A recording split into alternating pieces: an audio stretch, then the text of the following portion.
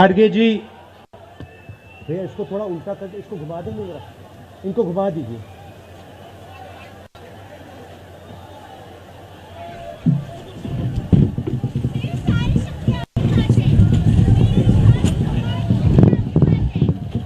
खारगे जी,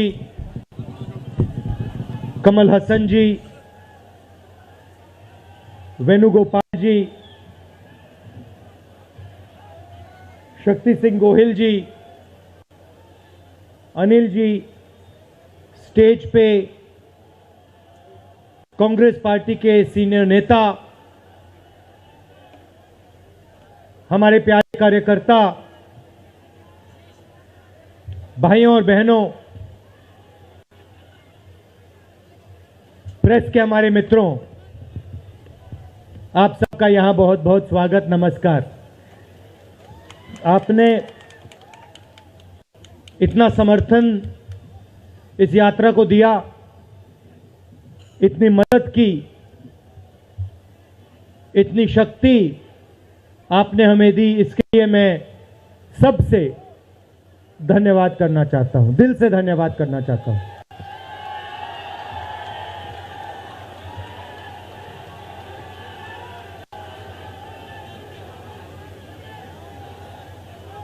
इस यात्रा का लक्ष्य भारत को जोड़ने का है।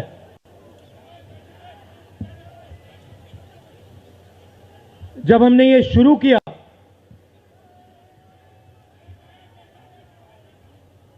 कन्याकुमारी में यात्रा शुरू की, तो मैं सोच रहा था कि नफरत को मिटाने की जरूरत है, और मेरे दिमाग में था कि इस देश में सब जगह नफरत फैली हुई है,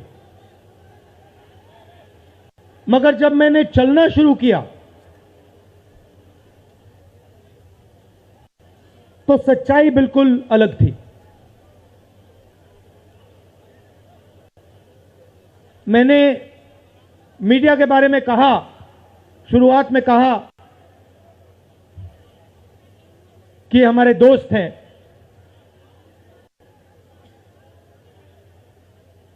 दोस्त हैं, मगर हमारी बात टीवी पे कभी नहीं दिखाते हैं। और वो तो तब भी ठीक है, वो ठीक है, हमारी बात नहीं उठाएं तो ठीक है, कोई प्रॉब्लम नहीं है, मगर ये एक और काम करते हैं, इनकी गलती नहीं है। देखिए, ये जो यहां खड़े हैं, इनसे गुस्सा मत होइए, इनकी गलती नहीं है। देखिए, मुस्कुरा रहे हैं, ये जानते हैं लगाम लगी हुई है, पीछे से लगाम लगी हुई है, मगर इनके जो चैनल हैं ये भी नफरत फैलाने का काम करते हैं। 24 घंटा हिंदू मुस्लिम, हिंदू मुस्लिम, हिंदू मुस्लिम, हिंदू मुस्लिम, हिंदू मुस्लिम। ये सच्चाई नहीं है भाइयों और बहनों। मैं चला हूं कन्याकुमारी से यहां तक, ये सच्चाई नहीं है। ये मीडिया में चलाया जाता है, फैलाया जाता है। ये देश एक है। इन सड़कों पे लाखों लोगों से मिला हूं, सारे के सारे एक दूसरे से मोहब्बत करते हैं, प्यार करते हैं, गले लगते हैं। तो सवाल उठता है, क्योंकि ये नहीं कर रहे हैं, इनके पीछे जो शक्ति है, इनके पीछे जो शक्ति है वो कर रही है। तो सवाल उठता है, ये क्यों हो रहा है?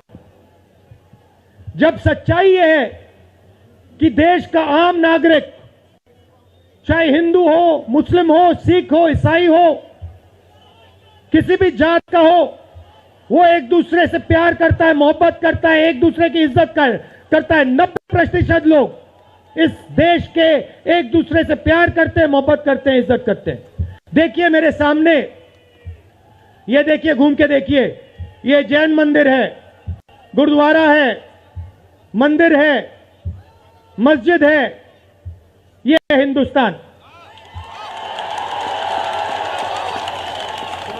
ये सच्चाई है हिंदुस्तान की, और ये नई बात नहीं, ये हजारों साल से इस देश की सच्चाई है। प्यार से ये देश मिलकर एक साथ रहा है। तो सवाल उठता है, ये जो मीडिया के लोग हैं, ये नहीं जो इनके पीछे हैं, ये नफरत क्यों फैलाना चाहते हैं? आपने कभी पूछा अपने आप से कि मीडिया 24 घंटा कभी मोहब्बत की बात नहीं करेंगे? कभी आपने देखी है? कभी टीवी पे देखा कि देखो एक हिंदुस्तानी दूसरे हिंदुस्तानी से गले लग गया? कभी देखा? नहीं, कभी नहीं दिखेगा। सही बात है ना? सही बात, कभी नहीं दिखेगा। इसका कारण है भाइयों और बहनों, मैं आपसे पूछना चाहता हूं, आप में से किसी का कभी जेब काटा गया है? आपका जेब काटा गया? आपका जेब काटा गया? तो जब जेब काटा जाता है, आपका काटा गया ना, तो जब कोई आपका जेब काटता है तो वो क्या करता है? सबसे पहले उसे क्या करना पड़ता है? नहीं, ब्लेड तो बाद में आता है, मगर पहले क्या करता है? पहले वो आपके ध्यान को इधर करता है, आपके ध्यान को लेकर उधर ले जाता है।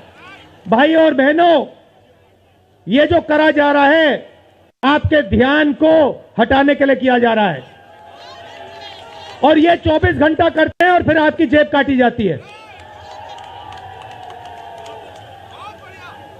बढ़िया, बढ़िया, क्योंकि सच्चाई है।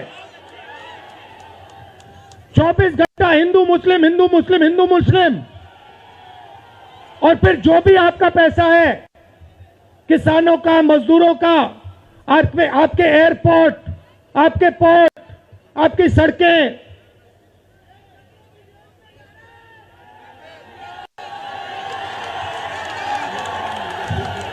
सीधा किसके जेब में? इनके मालिक के जेब में। इनको कौन चलाते हैं? नाम बताओ। देखो, सब जानते हैं, पूरा हिंदुस्तान जानता है। भाइयों और बहनों, ये नरेंद्र मोदी जी की सरकार नहीं है, ये अंबानी अदानी की सरकार है।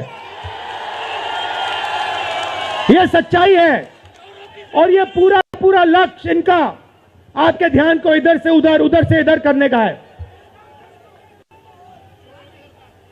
मैं 2800 किलोमीटर चला हूं, 2800, मुझे कहीं नफरत नहीं दिखी, कहीं हिंसा नहीं दिखी, कहीं मारपीट नहीं दिखी। मगर जब मैं इनका टेलीविजन खोलता हूं, 24 घंटे मुझे मारपीट, हिंसा, नफरत दिखाई देती है। क्यों? क्योंकि ये आपका ध्यान इधर से उधर ले जाना चाहते हैं। जो सच्चे मुद्दे हैं उस पे आपका ध्यान गलती से ना चला जाए। जैसे जब कोई आपकी जेब काटता है, वो चाहता है कि आपका ध्यान आपके जेब पे गलती से भी ना चला जाए। ये हो रहा है इस देश में। तो आपका ध्यान कहां जाना चाहिए? मैं आपको बताता हूं। सबसे पहले आपका ध्यान जो हिंदुस्तान के युवा हैं उनकी ओर जाना चाहिए। आप किसी भी युवा से पूछ लीजिए, वो आपको बताएगा, मैंने इंजीनियरिंग की, मैं डॉक्टर बनने के लिए पढ़ा, मैंने आईएएस के लिए तैयारी की, मैं जज बनने की कोशिश कर रहा था। पूछो क्या किया? पढ़ाई की, कितने साल की? स्कूल, कॉलेज, यूनिवर्सिटी सब पढ़ लिए, और फिर क्या हुआ? आज क्या करते हो? मजदूरी करता हूं, पकौड़े बनाता हूं।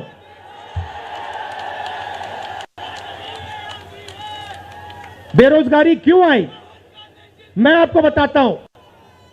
और जो हमारे छोटे व्यापारी हैं, जो स्मॉल और मीडियम बिजनेस चलाते हैं, आप अच्छी तरह सुनिए, क्योंकि आप इस देश के भविष्य हो।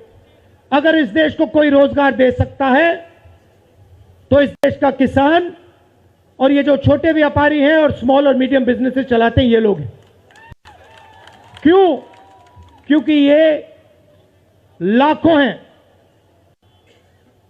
ये लाखों में हैं और कोई 100 लोगों को रोजगार देता है, कोई 500 को देता है, कोई 1000 को देता है, कोई 25 को देता है, कोई 35 को देता है और ये लोग देश को रोजगार देते हैं। अब इनकी बात करते हैं। ये 24 घंटे लगे रहते हैं, बैंक के दरवाजे इनके लिए बंद होते हैं।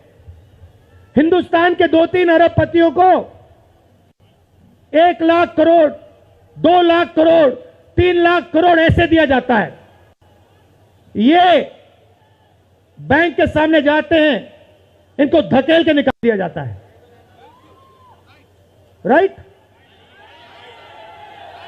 अब क्या? ठीक है, बैंक का पैसा नहीं दिया तभी मान ली बात, तब भी मान ली बात। मगर फिर क्या किया? फिर प्रधानमंत्री ने नोटबंदी की और प्रधानमंत्री ने गलत जीएसटी लागू की। भाइयों और बहनों, ये पॉलिसी नहीं है, ये हथियार है। छोटे व्यापारियों को, स्मॉल और मीडियम बिजनेस वालों को और किसानों को मारने के हथियार हैं ये। और जब इन्होंने ये काम किया तो देश के जो युवा हैं उनको रोजगार नहीं मिल सकता, सवाल नहीं उठता। क्योंकि जो रोजगार देने वाले हैं उनकी रीढ़ की हड्डी आपने तोड़ दी। किसके लिए तोड़ी? किसके लिए तोड़ी? इनके जो मालिक हैं उनके लिए तोड़ी। गेम को समझो। अब देखिए, अब आगे चलते हैं। युवाओं की बात की,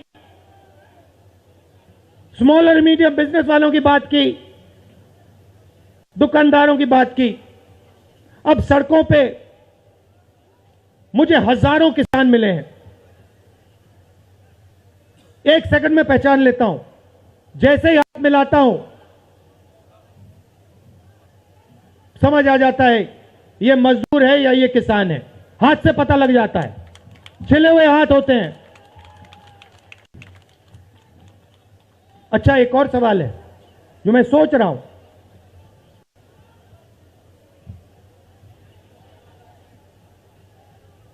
प्रेस वाले ने मुझे पूछा क्या आपको ठंड नहीं लगती? और मैंने सोचा ये मुझसे पूछ रहे हैं, ये हिंदुस्तान के किसान से क्यों नहीं पूछते? ये हिंदुस्तान के मजदूर से क्यों नहीं पूछते? ये हिंदुस्तान के गरीब बच्चों से क्यों नहीं पूछते? फिर कहते देखो 2800 किलोमीटर चल लिए, कोई बड़ी बात नहीं है। पूरा हिंदुस्तान चलता है, जिंदगी भर चलता है। किसान चलता है, मजदूर चलता है, फैक्ट्री में जो काम करते हैं वो चलते हैं। तो हमने ये कोई बड़ा काम नहीं किया भाइयों और बहनें, पूरा हिंदुस्तान करता है, रोज करता है। हम 2800 किलोमीटर चलते हैं, किसान शायद जिंदगी में 10,000, 15,000, 20,000 चल लेता है।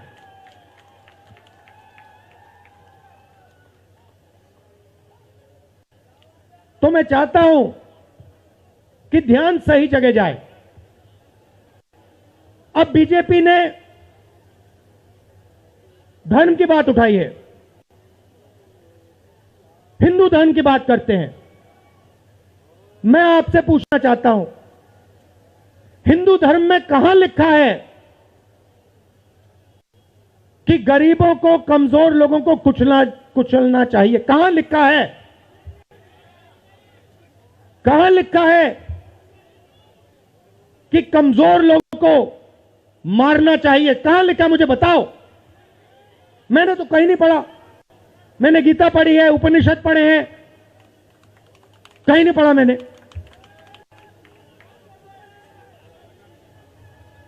आपने पढ़ा कहीं? गले लगाने की बात होती है। अच्छा ठीक है, देखिए अब ये लोग देश में डर फैला रहे हैं।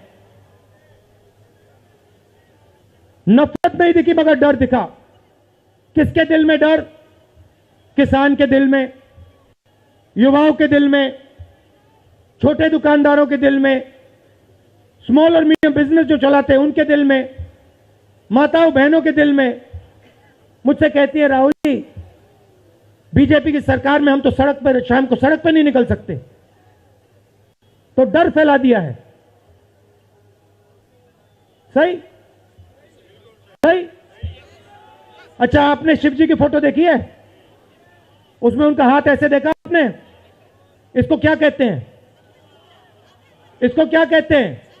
इसको अभय मुद्रा कहते हैं। इसका मतलब क्या होता है? इसका मतलब होता है डरो मत।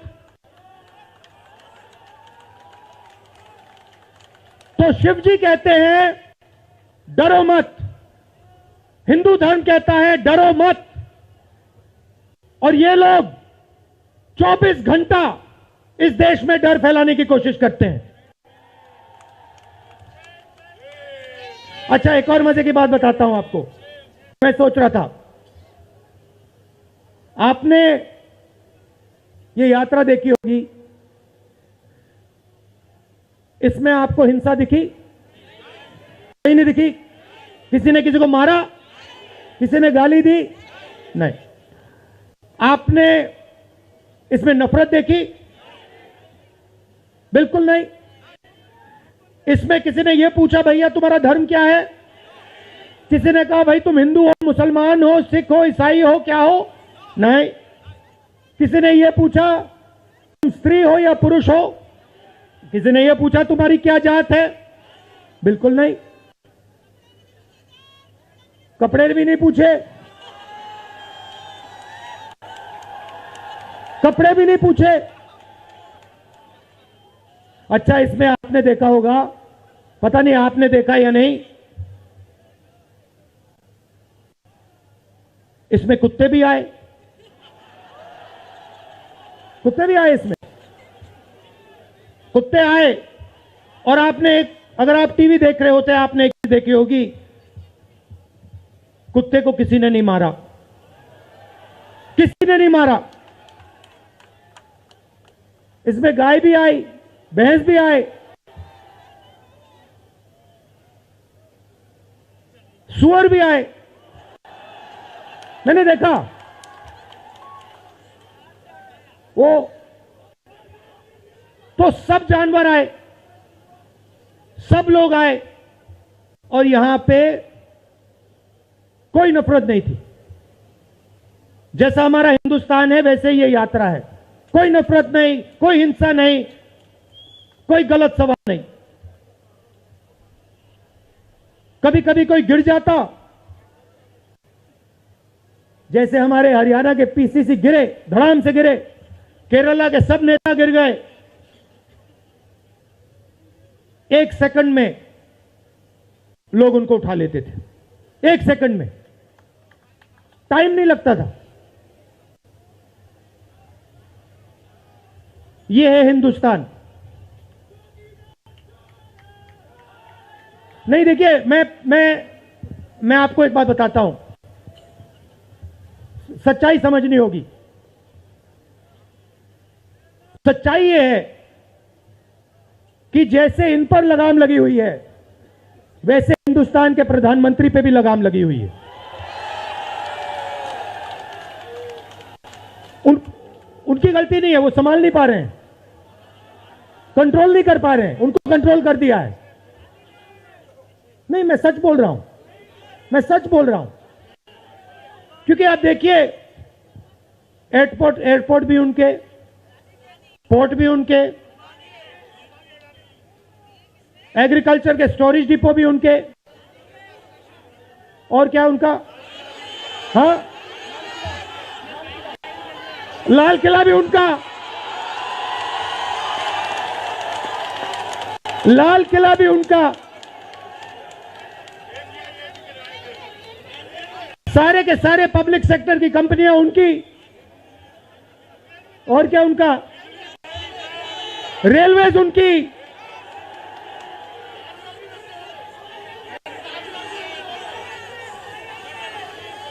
अभी भाई और बहनों ताजमहल भी चला जाएगा,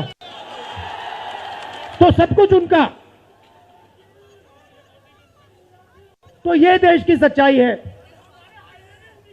हाईवे भी उनके, सेलफोन भी उनके,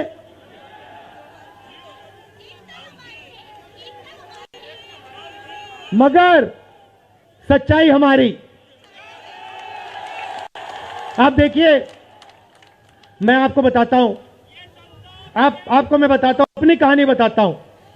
जब मैं राजनीति में आया, 2004 में आया, हमारी सरकार थी, चुनाव जीते थे, और ये प्रेस वाले 24 घंटा मेरी प्रशंसा करते थे। 24 घंटा, 24 घंटा राहुल गांधी, राहुल गांधी, राहुल गांधी, राहुल गांधी। फिर मैंने क्या किया, मैं चला गया भट्टा परसोल। नहीं सुनो, आपको समझना है ये है क्या। मैं भट्टा परसोल गया और मैंने किसानों का जो जमीन का मामला है उसको छेड़ दिया। और भाई और बहनों, जैसे ही मैंने किसानों का जमीन का मामला छेड़ा, वैसे ही ये मेरे पीछे पड़ गए। उसके बाद जमीन अधिकरण बिल, भट्टा परसोल के बाद जमीन अधिकरण बिल लाया, कांग्रेस की सरकार लाई। उसके बाद तो पूरा फुल टाइम 24 घंटा मेरे पीछे पड़ गए। प्रधानमंत्री जी ने, बीजेपी ने, मैं आपको सच्चाई के बारे में बताना चाह रहा हूं, प्रधानमंत्री ने, बीजेपी ने हजारों करोड़ रुपए लगा दिए मेरी छवि को खराब करने में। हजारों करोड़ रुपए। और आपने देखा होगा, मैंने एक शब्द नहीं बोला, बिल्कुल चुप, बिल्कुल चुप। मैंने एक शब्द नहीं बोला। मैंने ये नहीं बोला भैया ये गलत बोल रहे हैं, ये ठीक नहीं है ना, मैं बिल्कुल चुप, चुप। क्योंकि मैंने कहा चलो देखता हूं कितना दम है, और लगाया। पूरी की पूरी मीडिया लग गई, व्हाट्सएप पे लगाया, फेसबुक पे लगाया, सब जगह 24 घंटा राहुल गांधी के बारे में। कुछ नहीं बोला मैंने, पूरे देश में फैला दिया। और फिर 1 महीने मैंने आपको सच्चाई दिखा दी, और पूरा पूरा खत्म। देखो सच्चाई कैसे काम करती है। सच्चाई को छुपाया नहीं जा सकता है, कहीं ना कहीं से सच्चाई बाहर आ जाती है। और ये यात्रा हिंदुस्तान को जोड़ने की है। क्यों? क्योंकि इस नफरत से, इस डर से हमारे प्यारे देश को नुकसान हो रहा है।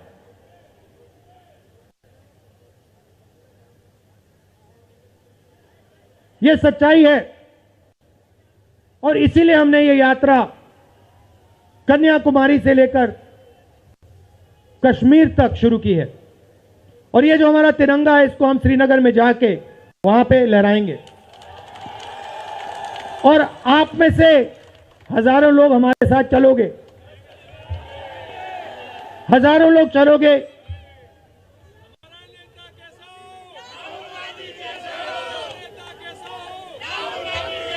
तो भाई और बहनों, देखिए, सच्चा मुकाबला दुनिया में, सच्चा मुकाबला चाइना और हिंदुस्तान के बीच में है। ठीक है, चाइना ने 2000 स्क्वायर किलोमीटर हमारी जमीन ले ली है। प्रधानमंत्री जी कहते हैं कि हमारे बॉर्डर के अंदर कोई नहीं आया। तो भैया प्रधानमंत्री जी, अगर कोई नहीं आया तो हमारी सेना उनकी सेना के साथ 21 बार क्यों बात कर रही है? और हमारे जो सेना के लोग हैं, हमारे डिफेंस फोर्सेस के लोग हैं, वो क्यों कह रहे हैं कि चाइना ने हमारी जमीन ले ली है? मगर देखिए, कंपटीशन आर्थिक है, मुकाबला आर्थिक है। ये आपके जो सेलफोन है, ये आपकी जो शर्ट है, जूते हैं, इसके पीछे आप देखिए, प्रेस वालों के जो कैमरा है इसके पीछे देखिए, उसके पीछे आपको लिखा दिखेगा मेड इन चाइना।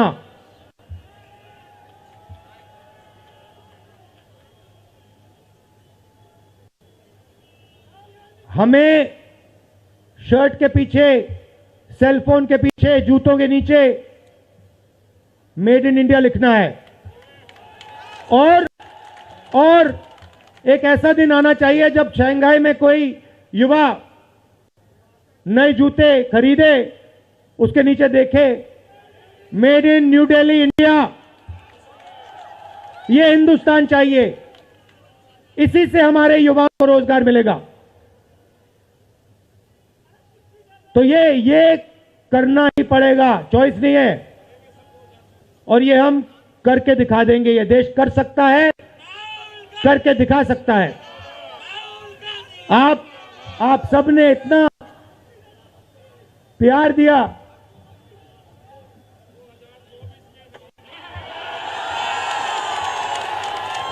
आपने इतना प्यार दिया। मैंने भाषण में राजस्थान में कहा था, आपके नफरत के बाजार में हम मोहब्बत की दुकान खोलेंगे। आपने लाखों दुकानें खोल दी हैं। आप सबका दिल से बहुत बहुत धन्यवाद। नमस्कार, जय हिंद।